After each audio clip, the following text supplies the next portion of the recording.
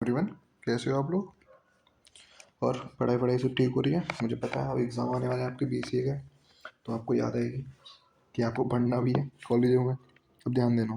हम आज क्या कंप्लीट करने वाले हैं इसमें। आपका एक सब्जेक्ट है बीसीए, जिसका कोड बताता हूँ सबसे पहले। बीसीए 2060, ये किसका कोड है?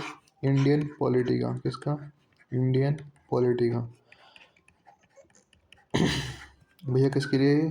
बीसीए में जो भी सेकंड सेमेस्टर में है, बीसीए में जो भी सेकंड सेमेस्टर में, ठीक है, वो सभी इसको देख सकते हैं। क्योंकि आपके में द इंडियन पॉलिटी है, उसमें हम यूनिट 1 आज करने वाले हैं। यूनिट 1 है, कौन सी है आपकी यूनिट 1? यूनिट 1 कौन सी है? The constitution. कौन सी है? The constitution. अच्छे से करेंगे, इसे कंप्लीट करेंगे। आधा घंटा मैक्स टू मैक्स, ठीक है। आधे घंटे में आपको पूरा कॉन्सेप्ट मैं आपको दे दूंगा, फिर उसके बाद आपको एक दो बार रिवाइज करना और एग्जाम दे के आना, ठीक है। यूनिट 1 इसमें होगी, अगली वीडियो में यूनिट 2, फिर यूनिट 3, फिर यूनिट 4। उसके बाद फिर हम डाटा स्ट्रक्चर पर इस टाइप से हम इन सारे सब्जेक्ट को कवर करेंगे बीसीए के, ठीक है। तो हम अपनी, ये हो गया आपको जनरल की इंट्रोडक्शन दे दिया। 1 मिनट काफ़ी है, 1 मिनट में इंट्रोडक्शन पूरा दे दिया। अब ज़्यादा टाइम वेस्ट नहीं करते, चैप्टर पढ़ना स्टार्ट करते हैं, ठीक है।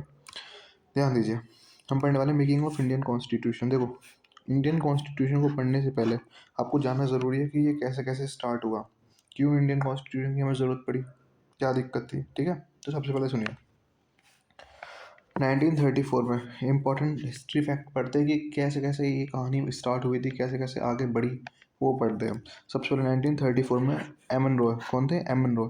इन्होंने कहा फर्स्ट, पहली बार इंडिया के अंदर किसी इंडियन ने किसका जिक्र किया था? कॉन्स्टिट्यूशन असेंबली का। किसका जिक्र किया था? कॉन्स्टिट्यूएंट असेंबली का, ठीक है। इन्होंने पहली बार आइडिया दिया किसका? कॉन्स्टिट्यूएंट असेंबली का। अब 1935 में, 1934 में किसने दिया? हेमंत रॉय ने। 1935 में इंडियन नेशनल कांग्रेस, जो आज के टाइम की कांग्रेस है, इंडियन नेशनल कांग्रेस ने क्या किया? ऑफिशियली डिमांड कर दी किसकी? कॉन्स्टिट्यूट असेंबली की, कॉन्स्टिट्यूएंट असेंबली की। अब कॉन्स्टिट्यूट असेंबली की ही डिमांड क्यों हो रही थी बार बार? क्योंकि कॉन्स्टिट्यूएंट असेंबली हमें चाहिए थी। क्यों? ताकि हम उसमें उसके अंदर अपना कॉन्स्टिट्यूएंट बना पाएँ इंडिया के लिए, जिससे हम अपने इंडिया को चला पाएँ। इंडिया के जितने भी आपके लॉ वगैरह हैं वो उसी की हेल्प से बनते हैं, ठीक है। तो वो हमें चाहिए ही चाहिए। तो उसको बनाने के लिए ये क्या हो रही थी? डिमांडेड हो रही थी। क्योंकि अगर ये डिमांड पूरी नहीं होंगी, हमारे पास कॉन्स्टिट्यूएंट ही नहीं होगा, तो हम देश कैसे चलाएंगे अंग्रेजों के बाद? तो इसलिए मांगे स्टार्ट हुई। 1934 में किसने स्टार्ट की थी? एम एन रॉय ने। फिर 1935 में इंडिया नेशनल कांग्रेस ने ऑफिशियली डिमांड करा। अगर कोई पूछा ऑफिशियली डिमांड किसने किया था? इंडियन नेशनल कांग्रेस ने। और क्यों हमें कॉन्स्टिट्यूंट असेंबली की जरूरत पड़ रही थी? क्योंकि हमें इंडियन कॉन्स्टिट्यूशन बनाना था उसके अंदर, ठीक है। उसी के अंदर क्यों? क्योंकि भाई बहुत सारे मेंबर्स अलग अलग देश के हमें चाहिए थे। इंडिया बहुत बड़ी जगह है, ठीक है, बड़ा कंट्री है। आगे बढ़ते हैं। अब 1938 में किसने? पंडित जवाहरलाल नेहरू ने कहा कि कॉन्स्टिट्यूंट असेंबली के अंदर जितने भी मेंबर्स बैठेंगे वो कहाँ से आएंगे? एडल्ट फ्रांचिस से, एडल्ट फ्रांचिस प्रोसेस से आएंगे। किससे आएंगे? एडल्ट फ्रांचिस प्रोसेस से, ठीक है। क्या बोल रहा हूँ मैं? 1934 में एम एन रॉय ने वो डिमांड, वो क्या था? पहली बार आइडिया दिया कॉन्स्टिट्यूंट असेंबली का। 1935 में फिर इंडियन नेशनल कांग्रेस ने ब्रिटिश से क्या कर दी? ऑफिशियली डिमांड कर दी। 1938 में क्या हुआ? पंडित जवाहरलाल नेहरू ने कहा कि कॉन्स्टिट्यूंट असेंबली के अंदर जितने भी मेंबर्स बैठेंगे वो इलेक्टेड होंगे। और किस प्रोसेस से होंगे? एडल्ट फ्रांचिस से। अब एडल्ट का मतलब होता है जो 18 की उम्र से ज़्यादा हो, जिसकी उम्र कितनी हो? 18 से ज़्यादा हो, ठीक है। और फ्रांचिस का मतलब क्या होता है? Right to vote. क्या होता है? Right to vote. अब एडल्ट फ्रांचिस का पूरा मतलब क्या होगा? The right of adult to vote in elections. मतलब कि जो 18 साल से ऊपर के बंदे हैं, अगर वो जिसको वोट करेंगे वो मेंबर्स कहाँ होंगे? कॉन्स्टिट्यूंट असेंबली में बैठेंगे। ये किसने बोला? जवाहरलाल नेहरू ने। कब बोला? 1938 में, ठीक है। अब आपसे पूछे एडल्ट फ्रांचिस का होता है, तो आप बता सकते हो कि जो 18 साल से ऊपर के बंदे होते हैं वो वोट करते हैं, किसी एक पर्सन को क्या करते हैं? सेलेक्ट करते हैं, ठीक है। आगे बढ़ते हैं। यहाँ तक की थी कहानी अभी तो। अब आगे की कहानी सुनते हैं आगे के पेज पे। अब ध्यान दीजिए, जब इंडियन कॉन्स्टिट्यूशन सीट जो थी इंडियन कॉन्स्टिट्यूट असेंबली के अंदर, वो कैसे डिस्ट्रीब्यूट हुई थी? प्लीज़ ध्यान दें, यहाँ पे इंपॉर्टेंट है। तो ध्यान दें, टोटल जो सीट थी इंडियन कॉन्स्टिट्यूशन असेंबली के अंदर वो कितनी थी? 389। कितनी थी? 389, ठीक है। टोटल नंबर ऑफ सीट थी ये। अब ये कैसे कैसे डिस्ट्रीब्यूट हो रही थी? 289 बोल रही थी ब्रिटिश प्रोविंस को, मतलब कि 289 पे इलेक्शन होता है, 296 पे, सॉरी 296 पे क्या होता है? इलेक्शन होता है। ये 289 में 296 है। 296 पे क्या होता है? इलेक्शन होता है, ठीक है। बट जो 93 थी, ये जैसे कि जिस जिस जगह पर राजा महाराजा रहते थे, जैसे कि ये इंडिया के अंदर कोई पर्टिकुलर जगह है, यहाँ पर राजा है, तो ये क्या करेंगे? अपनी तरफ से ही एक बंदे को भेज देंगे। यहाँ पे कोई इलेक्शन नहीं था, यहाँ राजा क्या करते थे? नॉमिनेट करते थे। क्या करते थे? नॉमिनेट करते थे।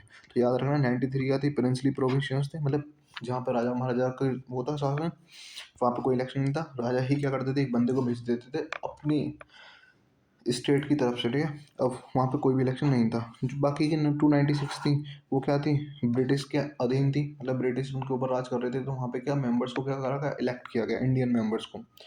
हाँ, कॉन्स्टिट्यूट असेंबली के अंदर जवाहरलाल नेहरू ने ये भी बोला था कि जो भी मेंबर्स इलेक्टेड होंगे वो सारे के सारे क्या होने चाहिए, इंडियन होने चाहिए। क्या होने चाहिए, इंडियन होने चाहिए। अब आगे बढ़ते हैं।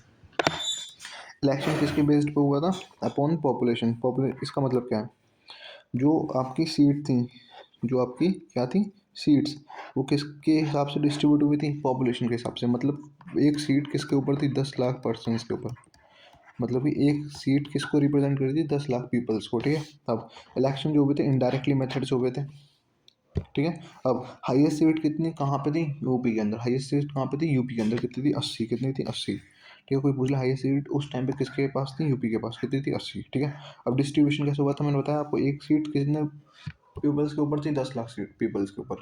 मतलब एक सीट पे जो बंदा बैठा है वो 10 लाख पीपल्स को क्या कर रहा है, रिप्रेजेंट कर रहा है, पॉपुलेशन के बेस पे ना। इसका मतलब क्या होगा मैं बताता हूँ। एक स्टेट है जहाँ की कुल पॉपुलेशन 20 लाख है। कितनी है, 20 लाख। तो वहाँ से कितने बंदे आएंगे, दो, ठीक है। क्योंकि 1 लाख के ऊपर एक सीट है। एक स्टेट ऐसी है जहाँ पे बहुत बड़ी पॉपुलेशन है, तो वहाँ से ज़्यादा सीट्स होंगी, ठीक है। क्यों, क्योंकि पॉपुलेशन के हिसाब से यहाँ पे सीट्स का क्या हुआ था, डिस्ट्रीब्यूशन। आगे बढ़ते हैं, यहाँ तक समझ में आ गया होगा आयोग।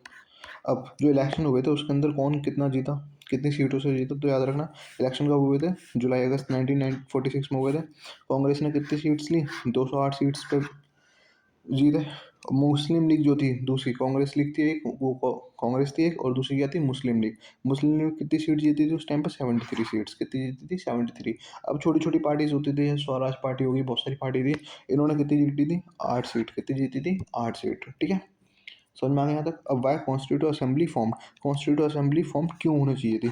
एक तो मैंने बताया था आपको कि इंडियन कॉन्स्टिट्यूट बनाने के लिए। अब एक बात बताओ, आप जीते, मतलब अंग्रेज यहाँ से गए, है ना, अंग्रेजों को आपने हराया, इंडिपेंडेंस हो गया, आपकी इंडिपेंडेंट हो गया आप। अब एक बात बताइए, आपके पास पार्लियामेंट तो है नहीं देश को चलाने के लिए। तो जिस टाइम तक पार्लियामेंट नहीं बनता उस टाइम तक देश को कौन चलाएगा, कॉन्स्टिट्यूट असेंबली। कौन चलाएगी, कॉन्स्टिट्यूट असेंबली। तो कॉन्स्टिट्यूट असेंबली पार्लियामेंट की तरह काम भी करेगी, कब तक, जब तक पार्लियामेंट नहीं बन जाता, जब तक पार्लियामेंट नहीं बन जाता।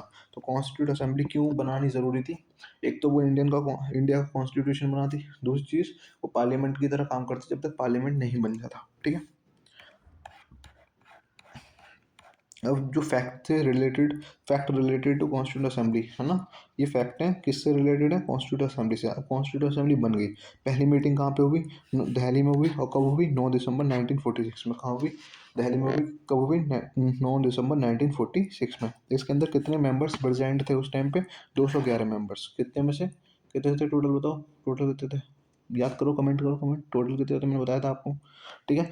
फर्स्ट टेम्पररी प्रेसिडेंट उस टाइम पे बने, देखो कॉन्स्टिट्यूंट असेंबली बनी है, पहली मीटिंग होगी, उसके अंदर सारे के सारे नेता हैं जो भी हमने इलेक्ट किए हैं, चुने हैं, मतलब अब वो आए हैं। तो उस टाइम पे जिस दिन आए हैं उस दिन तो वोट होंगे कि अब हमारा कौन बनेगा। यहाँ पे जो स्पीकर होते हैं, आपने सुना देखा होगा लोकसभा में और इन सब में जो स्पीकर्स होते हैं, जो क्या करते हैं, एकदम लॉ को मना मेंटेन करके रखते हैं, ठीक है, पार्लियामेंट के अंदर। तो वैसे ही अब वहाँ पे कोई प्रेसिडेंट बनाने की जरूरत पड़ रही थी हमें। अब प्रेसिडेंट हमारे पास कोई था नहीं, तो हमने क्यों उनको बनाया, टेम्पररी प्रेसिडेंट बनाया, किसको, डॉक्टर सच्चिदानंद को। किसको बनाया, डॉक्टर सच्चिदानंद को। क्यों टेम्पररी प्रेसिडेंट क्यों बनाया, ताकि वो वहाँ पे क्या करे, मेंटेन कर पाए डेकोरम, ठीक है। अब अच्छा, टेम्पररी प्रेसिडेंट इन्हें किस बेसिस पे बनाया गया, एक तो ये सबसे ओल्ड थे। ओल्ड का मतलब ये नहीं कि उम्र में तो थे ही थे, साथ में एक्सपीरियंस्ड भी थे, बहुत ज़्यादा एक्सपीरियंस था इन्हें, ठीक है। आगे बढ़ते हैं। अब वाई डॉक्टर सच्चिदानंद सेलेक्टेड, आपसे ये पूछ ले कि सच्चिदानंद ही क्यों सेलेक्ट करेगा टेम्पररी प्रेसिडेंट के तौर पे। तो एक तो सबसे क्या थे, वो एजेड पर्सन थे। दूसरी बात, उनके पास एक्सपीरियंस बहुत ज़्यादा था। तीसरी चीज़, दिस प्रोसेस टेकन, हाँ ये जो प्रोसेस जो लिया गया है कि जिसके पास सबसे ज़्यादा एक्सपीरियंस हो उसे टेम्पररी बेसिस प्रेसिडेंट बना दो, या टेम्पररी बेसिस पर कोई पोस्ट दे दो। वो किससे लिया गया है, फ्रांस से। किससे लिया गया है, फ्रांस से, ठीक है। ये भी पूछ सकता है, फ्रांस में होता था ये सब, फ्रांस में हुआ था पहली बार। अब सेकंड मीटिंग कब हुई, 11 दिसंबर 1946 में। कब हुई, 11 दिसंबर 1946 में। इसमें तो प्रेसिडेंट हमारे बन गए थे, और परमानेंट प्रेसिडेंट बने पहली बार। और वो कौन थे, हमारे डॉक्टर राजेंद्र प्रसाद। कौन थे, डॉक्टर राजेंद्र प्रसाद। इस टाइम पे वाइस प्रेसिडेंट भी बने, जो प्रेसिडेंट से नीचे वाली पोस्ट है वाइस प्रेसिडेंट, वो कौन थे, एच सी मुखर्जी। और दूसरे कौन थे, कृष्णा कृष्णा माचुरी, कृष्णा मचारी, ठीक है। ये वाइस प्रेसिडेंट थे। वाइस प्रेसिडेंट का नाम भूल भी जाओ कोई दिक्कत नहीं है, फर्स्ट प्रेसिडेंट के नाम याद रखना। फर्स्ट प्रेसिडेंट कौन थे हमारे? डॉक्टर राजेंद्र प्रसाद। ठीक है, आगे बढ़ते हैं। थर्ड मीटिंग हुई कब? 13 दिसंबर 1946 को हुई। और इसके अंदर जवाहरलाल नेहरू ने एक डॉक्यूमेंट क्या करा? डॉक्यूमेंट को प्रेजेंट करा कहाँ पे? कॉन्स्टिट्यूंट असेंबली में। और उस डॉक्यूमेंट का नाम क्या था? Objective resolution. क्या था? Objective resolution. जिसके अंदर क्या था हमारा? एक तरीके से इंडियन कॉन्स्टिट्यूशन का क्या था?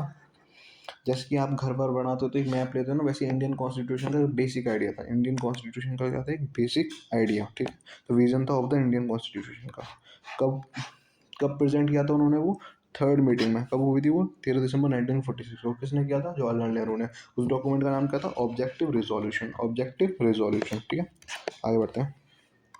अब आपसे कोई पूछ ले कि फादर ऑफ इंडियन कॉन्स्टिट्यूशन कौन है, तो आपको पता है ना, डॉक्टर भीमराव अम्बेडकर। कौन है? डॉक्टर भीमराव अम्बेडकर। अब कोई पूछे कॉन्स्टिट्यूट बनने में, इंडियन का कॉन्स्टिट्यूशन, इंडियन कॉन्स्टिट्यूशन का मतलब क्या होता है? संविधान। इंडिया का जो संविधान था उसे बनने में कितना टाइम लगा? 2 साल 11 महीने 18 दिन। कितना टाइम लगा? 2 साल 11 महीने 18 दिन। और कितने पैसे खर्च हो गए उसके ऊपर? 64 लाख। उस टाइम पे 64 लाख बहुत होते थे। कॉन्स्टिट्यूशन असेंबली के अंदर कितनी वुमेन्स थी? 15 वुमेन्स। कितनी थी? 15 वुमेन्स। ठीक है, उस टाइम पे जब कॉन्स्टिट्यूशन असेंबली थी, कॉन्स्टिट्यूशन बन रहा था, मतलब संविधान बना था, उस टाइम पे हमारे सेक्रेटरी कौन थे ऑफ कॉन्स्टिट्यूशन असेंबली के? सेक्रेटरी। प्रेसिडेंट पढ़ लिया आपने, सेक्रेटरी। सेक्रेटरी कौन थे? H B R Lingar. H B R Lingar. ठीक है, ये कौन थे हमारे? सेक्रेटरी। ठीक है, आगे बढ़ते हैं। अब आफ्टर पार्टीशंस, पार्टीशंस कैसे? इंडिया और पाकिस्तान का आपको पता है कि इंडिपेंडेंस के बाद क्या हुआ था? इंडिया पाकिस्तान का पार्टीशन हो गया। ठीक है, इसमें क्या हुआ? पहले कितने मेंबर्स थे इंडिपेंडेंट होने से, पार्टीशन होने से पहले? 389। अब कितने बचे? 299। कितने बचे? 299। आफ्टर कितने बचे? 299। मतलब कि जो पाकिस्तान साइड के थे वो नहीं आएंगे। अब नॉर्मल सी बात है, पाकिस्तान अलग देश बन गया, तो वो जो सीट थी वो हमने कम करी, तो हमारी सीट्स कितनी बची अब टोटल? 299। ओरिजिनल कितनी थी? 389। पर पार्टीशन के बाद कितनी बची? 299। अब प्रिंसली स्टेट कितनी बची? 70। कितनी बची? 70। प्रिंसली स्टेट कितनी बची? 70। अब मुझे बताएंगे आप ओरिजिनली कितनी थी? कमेंट करो भाई। अब मुझे बताओ कि आपको बीसीए में और किस सब्जेक्ट की वो चाहिए वीडियो, मैं वो ही प्रोवाइड करूँगा। कमेंट कर दो बस, एक बार मुझे बता दिया करो। ठीक है, अब देखो, कॉन्स्टिट्यूशन बनाने के लिए कॉन्स्टिट्यूंट असेंबली के अंदर 8 कमेटी बनाई गई मेजर, और 13 कमेटी बनाई गई माइनर। ठीक है, बहुत सारी कमेटी बनाई गई थी, पर 8 मेजर थी उसमें और 13 माइनर थी। जो मेजर कमेटी थी उसमें भी जो इंपॉर्टेंट कमेटी थी वो कौन सी थी? एक थी प्रोविंशियल कॉन्स्टिट्यूट कमेटी। इसका मतलब क्या था? देखो, हमारी जो इंडिया है वो बहुत सारी स्टेट से मिलकर बनी है, तो इन सारी स्टेट्स को जोड़ के एक बड़ा सा देश बनाना इंडिया, ये वाली कमेटी। ठीक है, और इसके इंचार्ज कौन थे हमारे? चेयरमैन कौन थे? वल्लभ भाई पटेल। ठीक है, वल्लभ भाई पटेल। ठीक है, ड्राफ्टिंग कमेटी का मतलब जो कॉन्स्टिट्यूशन को क्या कर रहा है? ड्राफ्ट कर रहा है, बना रहा है, वो उसके चेयरमैन कौन थे? डॉक्टर भीमराव अम्बेडकर। इसीलिए इन्हें क्या बोला जाता है? The father of the Indian constitution. ठीक है, finance and staff committee, finance के और स्टाफ की कमेटी के मेंबर कौन थे हमारे? Chairman Rajendra Prasad. Fundamental right sub committee, मतलब फंडामेंटल राइट्स के जो हमारे चेयरमैन थे वो कौन थे हमारे? जेपी कृपलानी। कौन थे? जेपी कृपलानी। समझ में आ गई है? ये चार ही मेजर में भी ये जो चार हैं ये मोस्ट इंपॉर्टेंट है, इन्हें याद करके जाएंगे आप। इनके चेयरमैन याद करके जाएंगे, और इनका पता कर लो कि काम क्या होता था। मैंने बताया इसमें अलग अलग स्टेट्स को क्या करा था, इनमें पर्टिकुलर अलग अलग स्टेट्स को मिला के एक ही स्टेट इंडिया बनाना था।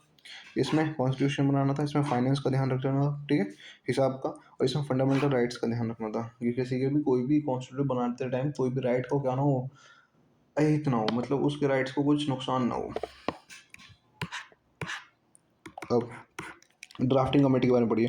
ड्राफ्टिंग कमेटी सबसे ज़्यादा इंपॉर्टेंट है, इसके बारे में अलग से पढ़ लेते हैं। क्योंकि कॉन्स्टिट्यूशन पढ़ रहे हैं तो ड्राफ्टिंग कमेटी जिसने कॉन्स्टिट्यूशन बनाया उस कमेटी के बारे में तो पढ़ना पड़ेगा।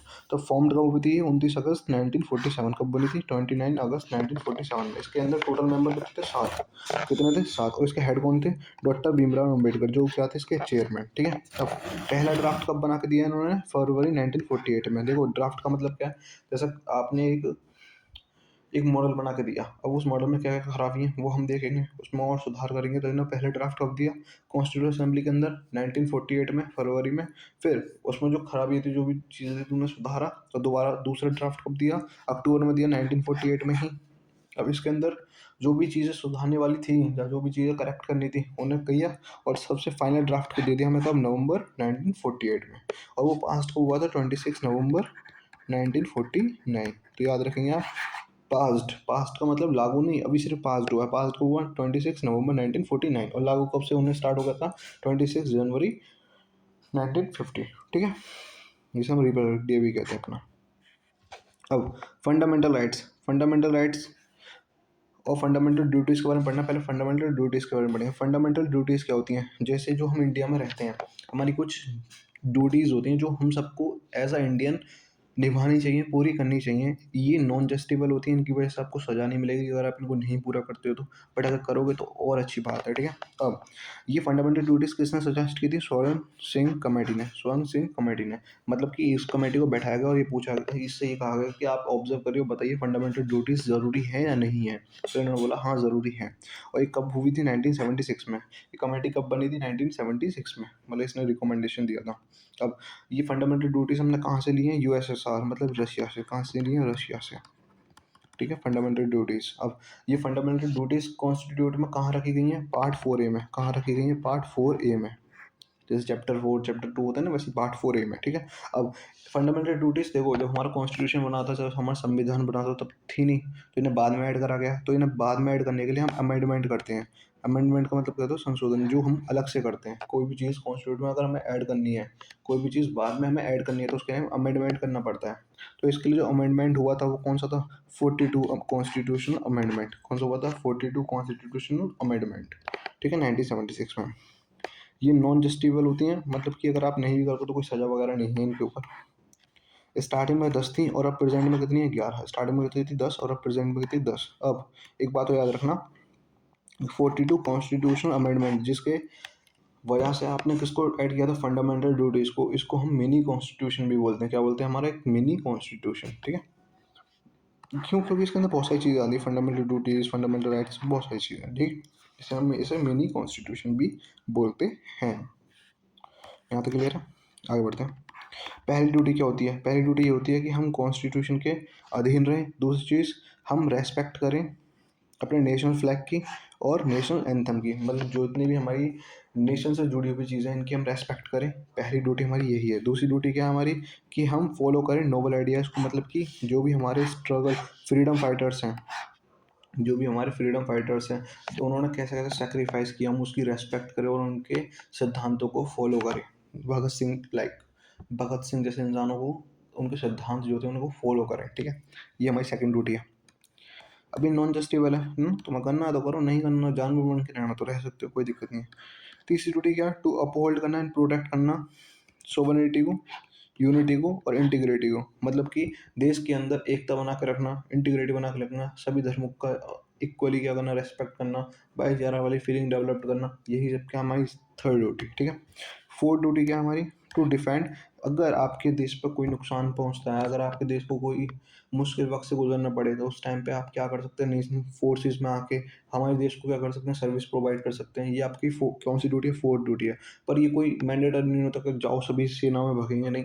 अगर आप देश के लिए कुछ करना चाहते हैं तो आप आ सकते हैं। कब? जब मुश्किल का टाइम हो, वॉर वगैरह हो। ठीक है, तो डिफेंड करना है, प्रोटेक्ट करना अपनी कंट्री को। कब? जब आपको बुलाया जाए, when called up, national service में, मतलब फोर्सेज वगैरह में जब आपको बुलाया जाए। फिफ्थ ड्यूटी क्या है? टू प्रोटेक्ट करना harmony and the spirit of common brotherhood, मतलब भाईचारा वाली फीलिंग को बनाए रखना। हिंदू मुस्लिम ये सबकी भाईचारा वाली फीलिंग को बनाए रखना। ये कौन सी हमारी फिफ्थ ड्यूटी है। ठीक है, आगे बढ़ते हैं। सिक्स ड्यूटी क्या है? टू प्रिजर्व करना रिच कल्चर को। मतलब हमारा जो कल्चर है, आपका जो कल्चर है, जैसे कि गाँव में चलो तो साड़ी वगैरह पहनना, ये सारी जो कल्चर्स हैं, डांस वगैरह से रिलेटेड, हमारी आस्था से रिलेटेड, जितना भी हमारा कल्चर है, इन सबको क्या करना? प्रोटेक्ट करना। क्या करना? प्रोटेक्ट करना। टू वैल्यू करना, एनवायरनमेंट की प्रोटेक्ट करना, एनवायरनमेंट प्रोटेक्ट करना, जंगल्स को प्रोटेक्ट करना, है ना, किसी भी जानवर को ना नुकसान पहुंचाना। ये हमारी सेवंथ ड्यूटी है। सिक्स क्या थी हमारी? कल्चर को प्रोटेक्ट करना। ठीक है, आई होप यहाँ तक कोई दिक्कत नहीं होगी, आई होप। एट्थ ड्यूटी क्या है हमारी? टू डेवलप करना साइंटिफिक टेम्पर। मतलब कि हर चीज़ को, ऐसा नहीं है कि आपसे बोल दिया गया कि देखो गधा ज़्यादा इंटेलिजेंट होता है, गधा ज़्यादा बेवकूफ़ होता है, तो आपने वो मान लिया। नहीं, आपको एक क्यूरियोसिटी होनी चाहिए उसको जानने की कि ऐसा क्यों होता है। ठीक है, क्या एग्जांपल्स हो सकते हैं इसके। ठीक है, आपसे बोला गया कि ये कंट्री है, ये जगह, ये कोर्स, जैसे आप बीसीए में हो तो आपसे बोल सकता कोई भी कि ये वाला कोर्स कर लोगे तो आपके स्किल्स गेन कर लोगे, तो आपको ये नहीं होना चाहिए कि उसकी बातों को ब्लाइंडली ट्रस्ट कर लो। नहीं, उसकी बातों को जानो, क्यूरियोसिटी होनी चाहिए आपको उसको क्या करने का, देखने का कि ये सच भी बोल रहा है या नहीं, तो क्यूरियोसिटी होनी चाहिए। ये आपकी 8th ड्यूटी है, आप किसी पे ब्लाइंडली ट्रस्ट नहीं करिए। 9th ड्यूटी क्या है आपकी? टू सेफगार्ड पब्लिक प्रॉपर्टी को सेफ रखना, और बाहर पब्लिकली क्या नहीं करना, वायलेंस नहीं करना, ठीक है, एकदम नॉर्मल रहना, वायलेंस नहीं करना। 10th ड्यूटी क्या है आपकी? हमेशा अपने आप को क्या करना, एक्सीलेंस की तरफ ले जाना, मतलब कि अपने आप को बेटर बनाने की कोशिश करना, क्योंकि अगर आप बेटर हो गए तो देश अपने आप ही बेटर हो जाएगा। ये कौन सी ड्यूटी है? 10th ड्यूटी, ठीक है। 11th और लास्ट, 11th ड्यूटी क्या है आपकी? ये सबसे लास्ट में ऐड हुई थी, क्योंकि पहले ओरिजिनल की थी 10, ये बाद में ऐड करी है। और ये कौन सी है? 86th अमेंडमेंट एक्ट से हुई थी। मैंने बताया था ना, कोई चीज़ नई चीज़ अगर ऐड होगी तो वो अमेंडमेंट से होगी, तो ये किससे ऐड हुए थे? 86th अमेंडमेंट एक्ट से, ठीक है। अब इसके अंदर क्या होता है कि पेरेंट्स और गार्जियंस की क्या है, एक ड्यूटी है कि वो जिनका बच्चा 6 साल से छोटा है, 6 से और 14 ईयर्स के बीच में है, उसको क्या करना, एक मतलब अच्छी एजुकेशन और अच्छी हेल्थ उसकी बना के रखना। उसकी अच्छी हेल्थ और अच्छी एजुकेशन के लिए उसे बेटर फैसिलिटीज़ देना।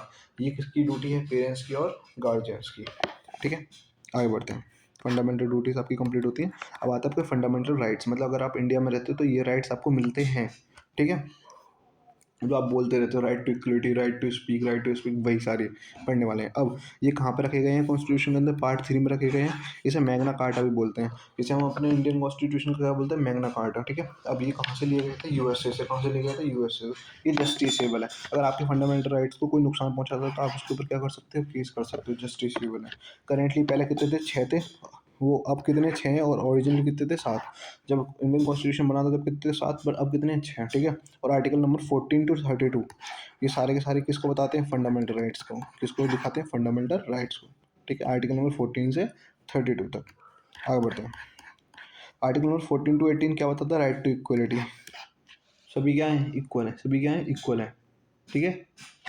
19 टू 22 क्या बताता है? Right to freedom. क्या बताता है? Right to freedom. हर चीज़, आपको हर चीज़ की फ्रीडम है। आपको रिलीजियस फॉलो करने की, किसी भी धर्म को फॉलो करने की फ्रीडम है। आपको कहीं भी घूमने की फ्रीडम है। कहीं भी घूमने से मतलब मेरा नहीं है कि आप किसी भी देश में चले जाओ, नहीं, आप अपने देश में किसी भी स्टेट में जा सकते हो, ये आपको फ्रीडम है, ठीक है। राइट अगेंस्ट एक्सप्लोटेशंस, ठीक है। आप क्या कर सकते हो? आपके अगर आपके आपके हित में कुछ हो रहा है, आपको कोई नुकसान वाली चीज़ें हो रही हैं, तो आप उसके खिलाफ क्या कर सकते हो? आवाज़ उठा सकते हो, ठीक है। Right to freedom of religious. आप किसी भी धर्म को फॉलो कर सकते हो, आपके ऊपर राइट है। आप किसी भी कल्चर को और एजुकेशन को क्या कर सकते हो? कल्चर को और एजुकेशंस को और अच्छे से ले सकते हो, ये आपको राइट दिया गया है, ठीक है। और इसके लिए सरकार काम भी करती है, ठीक है। Right to constitution amend remedies, मतलब कॉन्स्टिट्यूशन के अंदर अगर कोई चीज़ है और जो आपको नहीं मिल रही है, या आपको कोई चीज़ें सुधारनी है, तो आप उसके लिए एक आवाज़ उठा सकते हो, ठीक है। सुन में आगे बढ़ते हैं।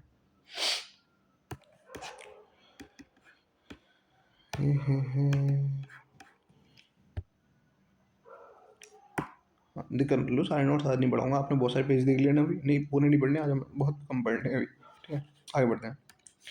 आर्टिकल नंबर 14 का बताता है इक्वलिटी बिफोर लॉ, मतलब कि लॉ के नीचे, मतलब लॉ में अगर किसी भी मतलब किसी भी क्राइम की कोई सजा है तो वो अमीर के लिए भी उतनी है, गरीब के लिए भी उतनी है, तो इक्वलिटी रहती है बिफोर द लॉ, ठीक है। फिर प्रोहिबिशन ऑफ डिस्क्रिमिनेशन, मतलब आप किसी को भी क्या नहीं कर सकते? भेदभाव नहीं कर सकते, उसको खत्म है, ठीक है। Article number 17 abolition of untouchability, मतलब कि वो होता है ना कि आप मुझे नहीं छू सकते हो, कि आप इस कास्ट के हो, आप मुझे नहीं छू सकते, ये सारी चीज़ों के यहाँ बंद है बिल्कुल। एवोल्यूशन ऑफ टाइटल, जैसे कि पुराने लोग लगा देते हैं राजा महाराजा, है ना, महानायक, ये जितने भी होते हैं, ठीक है। ये जो होते हैं टाइटल्स, इनको नहीं, आप नहीं लगा सकते, ठीक है। हाँ, टाइटल्स कौन कौन से लगा सकते हो? जैसे कि आप डॉक्टर हैं तो डी आर लगा सकते हो, डॉक्टर, ठीक है। ये टाइटल्स जो हैं, जो आपको एजुकेशन के थ्रू मिले, आप इन्हें लगा सकते हो, वैसे कोई नहीं लगा सकता है, ठीक है। Protection of life and personal liability, मतलब कि आर्टिकल नंबर 21 क्या कहता है? आप अपनी पर्सनल लाइबिलिटी, मतलब अपनी जो आपकी खुद की पर्सनल लाइफ है, आप उसको प्रोटेक्ट कर सकते हो, उसको कोई भेद वो नहीं है आपके लिए, ठीक है। आर्टिकल नंबर 21 क्या कहता है? Right to education. एजुकेशन के लिए आप पूरा राइट है, आप कुछ भी पढ़ सकते हो, कितना भी पढ़ सकते हो, जो हमारे देश के लिए और हमारे लिए, आपके लिए, खुद के लिए ठीक है, ठीक है। अब article number 23 prohibition of human traffic and force labour, आप छोटे छोटे बच्चों से काम नहीं करा सकते, फोर्स लेबर नहीं कर, वो काम नहीं करा सकते। दूसरी चीज़, आप ह्यूमन की ट्रैफिकिंग नहीं कर सकते, मतलब कि ह्यूमंस को एक्सपोर्ट नहीं कर सकते, ठीक है। एक्सपोर्ट इम्पोर्ट नहीं कर सकते ह्यूमंस का, ठीक है। नेक्स्ट, प्रोहिबिशन ऑफ एम्प्लॉयमेंट, मतलब कि छोटे छोटे जो बच्चे होते हैं 14 साल से छोटे, उन्हें आप फैक्ट्रीज में और माइंस में काम नहीं करा सकते। अच्छा, फैक्ट्रीज और माइंस क्यों, मैं क्या बोलना चाह रहा हूँ इससे समझना। कोई 10 साल का है लेकिन उसके फैमिली में कोई नहीं है, तो वो काम करेगा ना, तो उसके फंडामेंटल राइट्स होंगे। तो यहाँ पे गवर्नमेंट क्या बोलती है, कॉन्स्टिट्यूशन हमारा क्या बोलता है कि आप काम कराइए, पर बच्चों को उस जगह पे काम मत कराइए। अगर उसको ज़रूरत है तो आप उसको काम करा सकते हैं, कोई दिक्कत नहीं है, पर उसको उस जगह पे काम मत कराइए जहाँ पे वो बहुत ज़्यादा नुकसान है उसकी हेल्थ को, ठीक है।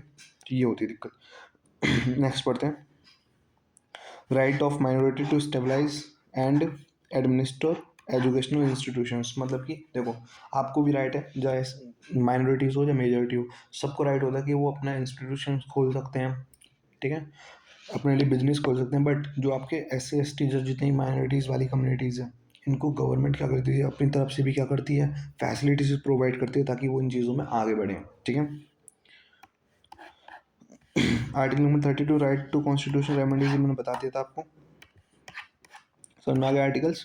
अब DPSP क्या होती है, गवर्नमेंट के लिए गाइडलाइंस होती हैं कि अगर वो कोई लॉ बना रहा है तो गवर्नमेंट के लिए गाइडलाइंस होती हैं कि अगर आप कोई लॉ बना रहे हो तो उन चीज़ों को ध्यान रखोगे, ठीक है। DPSP क्या कहते हैं, गवर्नमेंट की गाइडलाइंस होती हैं। आगे बढ़ते हैं, ठीक है। ये कहाँ पे रखी गई है, पार्ट 4 में रखी गई है। बोरोड कहाँ से ली थी, आयरलैंड से ली थी। पार्ट 4 में रखी गई है, कहाँ से ली गई थी, आयरलैंड से। नॉन जस्टिसएबल होती हैं, इन्हें जस्टिसएबल नहीं कर सकते। आर्टिकल नंबर 36 से 51 होती हैं, आर्टिकल नंबर 36 से 51 तक यही होती हैं। बाबा साहब ने इनके लिए क्या बोला था, DPSP के लिए, कि क्या होती है, नोबल फीचर है ऑफ द इंडियन कॉन्स्टिट्यूशन का। इंडियन कॉन्स्टिट्यूशन का क्या है, नोबल फीचर। फिर आर्टिकल नंबर 38 का कहता है, इंश्योर करिए social, political and economical justice. मतलब कि अगर आप कोई लॉ बना रहे हो तो उसमें सोशली, पॉलिटिकली और इकोनॉमिकली क्या होना चाहिए, जस्टिस होना चाहिए, ठीक है। आगे बढ़ते हैं, इक्वल जस्टिस मिलना चाहिए सभी को और फ्री लीगल एड होना चाहिए। मतलब कि अगर आपके पास पैसे नहीं और आपको केस लड़ना तो आपको सरकारी वकील मिलना चाहिए, ठीक है। तो ये क्या होता है कि आप फ्रीली लीगल एड, मतलब फ्रीली आप क्या कर सकते हो, कानून पे डिपेंड हो सकते हो। आर्टिकल नंबर 40 किसकी बात करता है, विलेज पंचायत की। किसकी बात करता है, विलेज पंचायत की, ठीक है। आर्टिकल नंबर 43 का कहता है, ड्यूटी होती है ऑफ स्टेट की, मतलब ड्यूटी होती है स्टेट का, मतलब क्या, गवर्नमेंट। स्टेट का मतलब क्या, गवर्नमेंट। ड्यूटी होती है गवर्नमेंट की टू इम्प्रूव करना हेल्थ ऑफ सिटीजन, सिटीजन्स की हेल्थ का ध्यान रखना, उनको इम्प्रूव करने के लिए फैसिलिटीज़ प्रोवाइड करना, नए नए हॉस्पिटल्स को, नई सारी ड्यूटी किसकी, आपकी गवर्नमेंट की, जो गवर्नमेंट बोल भी रही है इस टाइम, ठीक है। आर्टिकल नंबर 44 क्या होती है, यूनिफॉर्म सिविल कोड। मतलब कि हर चीज़, हर किसी को इक्वली रहना, किसी को ज़्यादा नहीं मानना, किसी को कम नहीं मानना, गवर्नमेंट को बोला गया है ये चीज़। मानती है ना Adani Ambani. Duty of state to provide the facilities of health and education for all childrens below the age of 6। जिनकी एज 6 साल से छोटी है उन्हें प्रॉपर फैसिलिटीज़ प्रोवाइड करना एजुकेशन के फील्ड में और हेल्थ के फील्ड में, ये किसकी ड्यूटी हो जाती है, गवर्नमेंट की ड्यूटी होती है, ठीक है। ऑर्गेनाइज करना एग्रीकल्चर एंड एनिमल हस्बेंड्री। मतलब कि एग्रीकल्चर के फील्ड में नई नई चीज़ों को लेके आना ताकि आप फार्मर्स को क्या कर पाओ, प्रमोट कर पाओ। दूसरी चीज़, आप एनिमल हस्बेंड्री, जो आपके जानवर वगैरह हैं इनके लिए नई नई चीज़ें करना, जैसे गौशाला वगैरह हो गई, सारी की सारी ड्यूटी किसकी है, गवर्नमेंट की है। आगे बढ़ते हैं, प्रमोशन करना of international peace and security. मतलब कि देखो, जानबूझ के किसी दूसरे देश से लड़ाई वगैरह ना करना, क्योंकि अगर आप अच्छे रिश्ते बना के रखते हो तो आपकी एक इमेज अच्छी बनती है बाकी सारे देशों में, और एक्सपोर्ट इंपोर्ट में भी क्या होती है, बहुत सारी चीज़ें फ़ायदेमंद रहती हैं, ठीक है। आर्टिकल नंबर 51 एक इसकी बात करता है फंडामेंटल ड्यूटीज़ की। किसकी बात करता है, फंडामेंटल ड्यूटीज़ की। इसमें तो कुछ पढ़ना ही नहीं, फंडामेंटल ड्यूटीज़ आपने पढ़ी ली है, पर वो रखी कहाँ गई, आर्टिकल 51A में, ये याद रखना, ठीक है। अब प्रेम्बल, प्रेम्बल क्या होता है, एक तरीके से जैसे कि आप किसी कॉपी को बना रहे हो या कोई आपने रफ बनाई, तो वो इंडेक्स पेपर होता है ना, जिसमें आप इंडेक्स में लिखते हो कि इस कॉपी के अंदर ये चीज़ है, वही प्रेम्बल है। प्रेम्बल क्या है, आपका इंट्रोडक्शन है किसका, कॉन्स्टिट्यूशन का, ठीक है, पहला पेज कॉन्स्टिट्यूशन का। ये कहाँ से स्टार्ट होता है, मतलब इसकी पहली लाइन क्या है, we the people of India, we the people of India. अब आगे बात करते हैं, कॉन्स्टिट्यूशन। देखो, कॉन्स्टिट्यूशन किस किस फिलोसफी पे बेस्ड है, उसकी स्पिरिट क्या, मतलब कि उसकी कॉन्स्टिट्यूशन के अंदर क्या क्या चीज़ें लिखी गई हैं, ये कौन बता सकता है, हमें प्रेम्बल बता सकता है शॉर्ट टाइम में, ठीक है। लॉ इंटरप्ट करता करते टाइम कोर्ट का यूज़ कर सकती है, मतलब कि प्रेम्बल में जो चीज़ें लिखी गई हैं इन चीज़ों का कोर्ट क्या कर सकती है, यूज़ कर सकती है किसी लॉ के टाइम पे। लॉ को अगर उसे गलत साबित करना है, लॉ के खिलाफ डिफेंड करना गवर्नमेंट से, तो वो क्या कर सकती है, इन चीज़ों को यूज़ कर सकती है, ठीक है। It is a basic structure होता है किसका, कॉन्स्टिट्यूशन का। कॉन्स्टिट्यूशन का अगर कोई बेसिक स्ट्रक्चर पूछ ले तो क्या होता है, प्रेम्बल, ठीक है। ये सेकंड टॉपिक था, मैं सबसे लास्ट में पढ़ा रहा हूँ, कोई दिक्कत नहीं है ना, वो तुम थोड़ा उसमें मैनेज कर सकते हो, आपको तो पूरी यूनिट पढ़नी थी ना। अब क्या है वर्ड्स उस प्रेमल में लिखे गए हैं जिनका मतलब बहुत कुछ होता है, जैसे कि सोवरेन, इसका मतलब क्या होता है, इंडिया किसी भी देश के कंट्रोल में नहीं है। सोवरेन का मतलब क्या होता है, इंडिया किसी भी देश के कंट्रोल में नहीं है। सोशलिस्ट, इसका मतलब क्या है, सबको समान अवसर मिले, इकोनॉमिकली इक्वलिटी हो, सबको समान अवसर मिले और इकोनॉमिकली क्या हो, इक्वलिटी हो। फिर क्या है, सेकुलर, सेकुलर का मतलब क्या होता है, सभी धर्मों की रेस्पेक्ट करना, सेकुलर का मतलब सभी धर्मों की रेस्पेक्ट करना। डेमोक्रेटिक, जहाँ पे गवर्नमेंट को कौन इलेक्टेड करी जाती है, बाय द पीपल, गवर्नमेंट कौन सेलेक्ट करता है, कौन इलेक्टेड करता है, बाय द पीपल, पीपल्स करते हैं, सेलेक्ट करते हैं, ठीक है, वोट ठीक है। रिपब्लिक का मतलब क्या है, यहाँ पे जो राष्ट्रपति होगा, मतलब जो हमारी कंट्री का सबसे बड़ा हेड होगा, वो इलेक्टेड होता है, कोई किंग वगैरह नहीं होता, इलेक्टेड होता है, हम खुद उससे क्या करते हैं, इलेक्ट करते हैं, सेलेक्ट करते हैं, ठीक है। तो ये होता है रिपब्लिक। ये सारे सारे कीवर्ड समझ में आए, यही लिखे हुए प्रेम्बल के अंदर, ठीक है। इन्हीं में से कोई एक पूछ लेगा, आप बता सकते हो, ठीक है, अपनी लैंग्वेज में बना के। ये था अपना पहली यूनिट जो हमने 30 मिनट में, करेक्ट 30 मिनट में कंप्लीट कर लिए। समझ में आ गया यहाँ पे, क्योंकि 1 मिनट में तुम्हें इंट्रोडक्शन भी तो दिया था, लाले उसे 2 दिन हो गए, ठीक है। Bye, thank you. और सुनो, अगर BCA का पूरा सिलेबस पढ़ना है और यूट्यूब पर इधर उधर धक्के नहीं खाने हैं, तो मैं पहले बोल रहा हूँ, सब्सक्राइब करो। क्या करो, सब्सक्राइब करो। दूसरी चीज़, ये नोट्स आप इसके स्क्रीनशॉट लेते रहो, कोई प्रॉब्लम नहीं है मुझे। अगर नोट्स के स्क्रीनशॉट नहीं ले पा रहे हो तो मुझे मैसेज करिए, कमेंट करिए, मैं वहाँ पे अपना इंस्टा आई डी या कुछ भी आपको प्रोवाइड कर दूंगा, आप उसमें मैसेज करिए और वहाँ से मुझे नोट्स ले सकते हैं मेरे से, ठीक है, कोई दिक्कत नहीं है। सब्सक्राइब भी करें और बेल आइकन को दबा दीजिए ताकि आपको नई नई वीडियोस मिलती रहें, क्योंकि मैं यहाँ पे पूरा सिलेबस डालने वाला हूँ BCA का, एकदम बढ़िया, ठीक है। आप मुझ पर ट्रस्ट कर सकते हो भाई, बहुत कुछ पढ़ा हुआ है, बहुत कुछ पढ़ा सकता हूँ, ऐसा कुछ नहीं है, ठीक है, ट्रस्ट करो ना। बहुत अच्छा कंटेंट दिया, एग्जाम में से बाहर कुछ भी नहीं आएगा पहली यूनिट से, बाकी यूनिट पढ़ेंगे उनसे भी बाहर नहीं आएगा, ठीक है। Thank you, bye bye bye लाले, थैंक यू।